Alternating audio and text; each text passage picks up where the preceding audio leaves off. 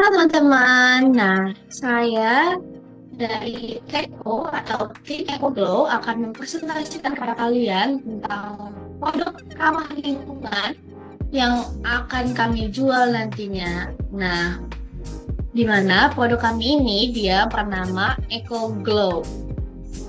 Sebelum itu, kita akan kenalan dulu sama tim-tim dari Eco Glow.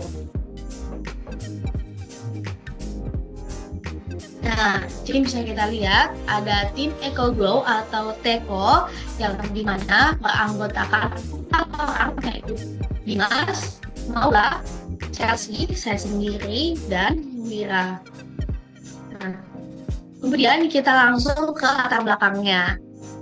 Nah, di mana minyak jelantah yang sering kita lihat merupakan rumah tangga yang sering dibuang untuk olahan lebih lanjut. Nah, minyak jelantah yang sering dibuang sembarangan, padahal bisa dimanfaatkan menjadi produk bernilai seperti lilin aromaterapi.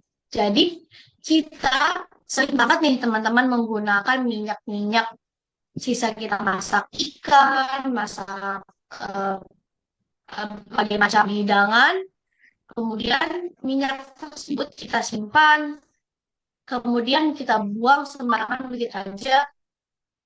Dengan dengan hal-hal seperti itu, nah kita menunjukkan suatu produk ramah lingkungan yang bernama Eco Glow, di mana yaitu lilin aromaterapi berbahan dasar limbah. Nah, jadi pengolahan minyak jelantah ini membantu mengurangi pencemaran lingkungan karena pembuangannya dapat mencemari air dan tanah. Nah, jadi seperti yang kita tahu kayak selesai kita masak kan pasti kita buang di eh, apa namanya di wastafel atau semacamnya, atau dibuang di sungai dengan itu saja sembarangan. Nah, itu kan dapat mencemari mencemari lingkungan. Nah, itu juga dapat menyumbat pipa-pipa yang berada di lingkungan tersebut. Nah, selain itu, tren produk ramah lingkungan ini dan daur ulang semakin meningkat dengan mengolah minyak jelantah menjadi lilin aromaterapi. Kita tidak hanya mendukung keberlanjutan, tetapi juga menciptakan peluang bisnis kreatif yang ramah lingkungan. Lilin ini juga memberikan efek relaksasi berkat tambahan minyak esensial. Nah, jadi lilin yang kami ini tentu saja sudah diolah dengan baik dan ditambahkan dengan minyak esensial. Nah, kemudian di sini ada program identification. Nah, di mana ada 4 produk identification. Yang pertama, ada banyaknya minyak jelantah yang dibuang dan mencemari lingkungan. Nah, seperti yang sudah saya jelaskan sebelumnya, kalau minyak-minyak yang kita gunakan tadi itu seringkali dibuang sembarangan begitu saja di tempat-tempat seperti sungai, wastafel, yang seperti itu. Nah, kemudian problem identification yang kedua yaitu kurangnya pemanfaatan minyak jelantah sebagai bahan baku produk inovatif. Nah, maka dari itu kita meluncurkan produk lilin aromaterapi dengan bahan utamanya itu limbah minyak, teman-teman. Nah, kemudian yang ketiga, kesadaran masyarakat kreatif ramah lingkungan dalam pemanfaatan limbah rumah tangga. Dan sini kita bisa melihat bahwa limbah rumah tangga ini bisa dimanfaatkan. Jadi tidak kita buang begitu saja, kita bisa menggunakan dan memanfaatkannya lagi. Kemudian yang keempat itu minimnya variasi produk lilin aromaterapi berbahan dasar limbah minyak jelantah. Nah, seperti yang kita ketahui, lilin-lilin aromaterapi di luar sana itu dia masih sangat jarang menggunakan eh, bahan dasar limbah. Jadi banyak kan yang udah pakai benar-benar ada bahan dasar yang tinggal dibuat saja. Nah, kalau sedangkan yang kita luncurkan ini, produk yang kita tawarkan itu lilin aromaterapi berbahan dasar limbah yang tentu saja, sekali lagi, bahan dasar limbah itu sudah kita olah dengan baik sehingga aman dan bagus untuk digunakan, teman-teman. Nah, berdasarkan data pendukung yang merupakan hasil survei dari kelompok kami, di mana kita mendapatkan responden yaitu sebanyak 48% responden, di mana diantaranya yang pertama ini eh, 53,2% ini merupakan yang pernah menggunakan lilin aromaterapi dan 46,8% merupakan yang tidak pernah menggunakan aromaterapi. Lalu yang kedua kita melakukan survei terkait ketertarikan responden untuk membeli produk lilin aromaterapi yang terbuat dari limbah minyak goreng rumahan, di mana kita mendapatkan data yakni 46,8% merupakan netral, 29,8% merupakan responden yang tertarik terhadap lilin aromaterapi, dan 12% merupakan responden yang sangat tertarik, dan di mana sisanya merupakan tidak tertarik dan sangat tidak tertarik. Lalu kita eh, mendapatkan survei berdasarkan harga, yang di mana menurut responden sesuai dengan produk lilin aromaterapi. Responden yang setuju terhadap harga di bawah 5.000 sebanyak, sorry, sorry, sorry.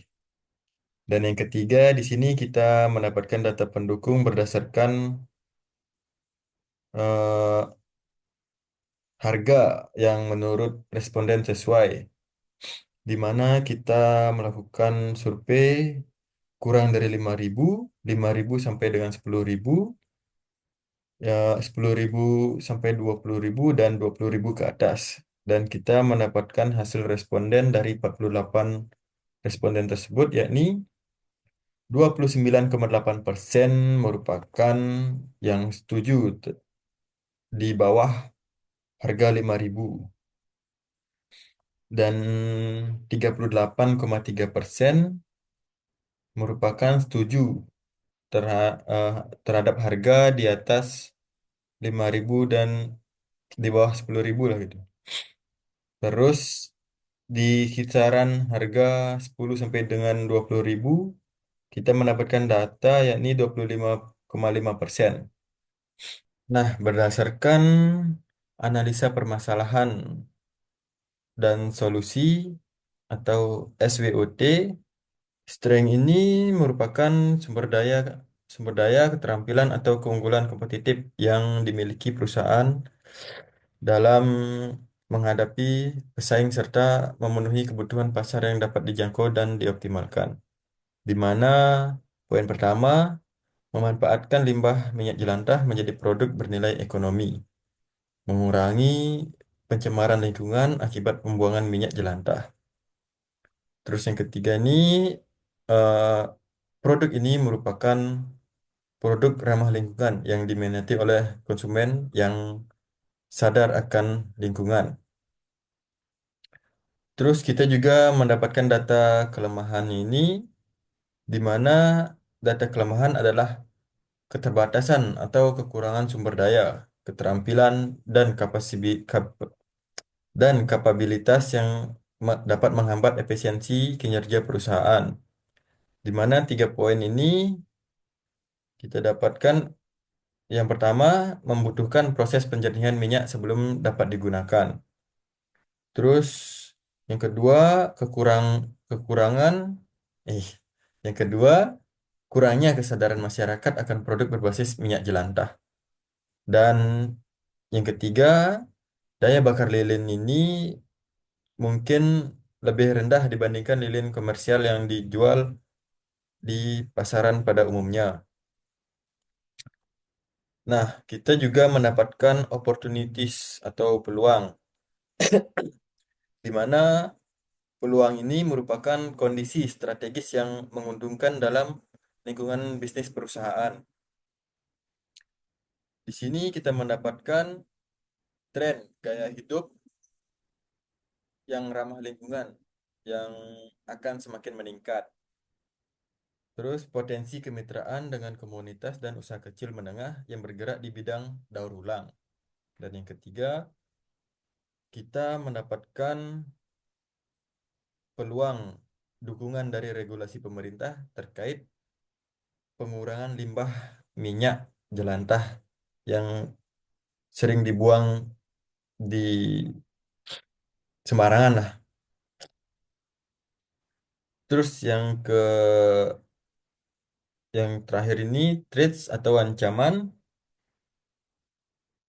Di sini kita mengetahui bahwa ancaman adalah kondisi yang tidak menguntungkan dalam lingkungan perusahaan dan berpotensi menghambat pencapaian tujuan. Oke, kita lanjut di slide berikutnya yaitu analisa kompetitor. Analisa kompetitor di sini terdapat 4 poin. Yang poin pertama, edukasi konsumen yaitu menyampaikan informasi mengenai dampak limbah minyak jelantah dan manfaat daur ulangnya untuk lingkungan.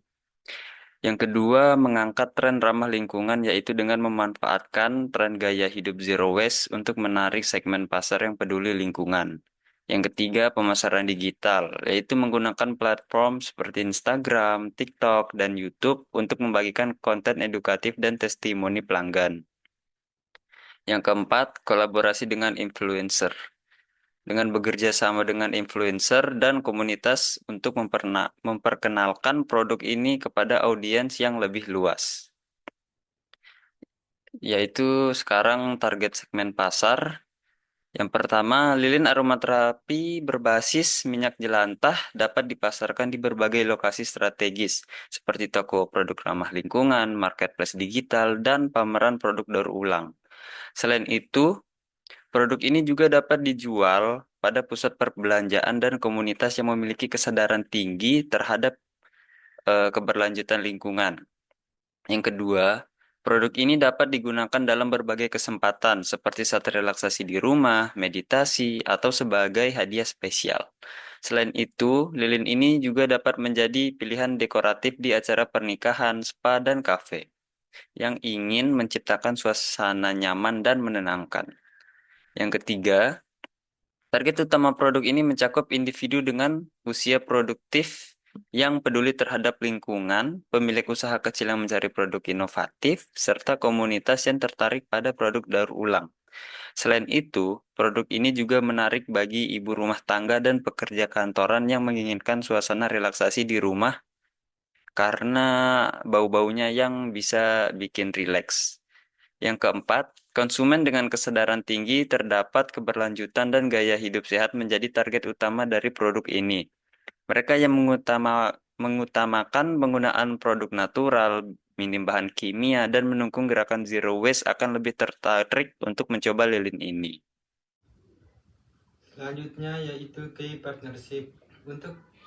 Untuk memastikan kelangsungan bisnis dan memperluas jangkauan pasar, beberapa kemitraan strategis diperlukan, antara lain pertama, komunitas daur ulang dan lingkungan, kedua, pemasok minyak esensial dan bahan tambahan lilin, ketiga, marketplace dan toko produk ramah lingkungan, keempat, influencer dan media sosial.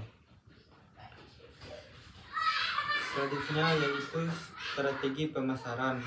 Pertama, edukasi dan kampanye kesadaran lingkungan. Kedua, pemanfaatan digital marketing. Ketiga, kolaborasi dengan komunitas dan UMKM. Keempat, menawarkan paket promosi dan diskon. Selanjutnya, upcoming plan. Pertama, diversifikasi varian aroma dan warna. Kedua, inovasi dan dalam kemasan. Ketiga, ekspansi pasar ke luar negeri. Demikian presentasi yang kami buat. Apabila ada kesalahan mohon dimaafkan. Terima kasih.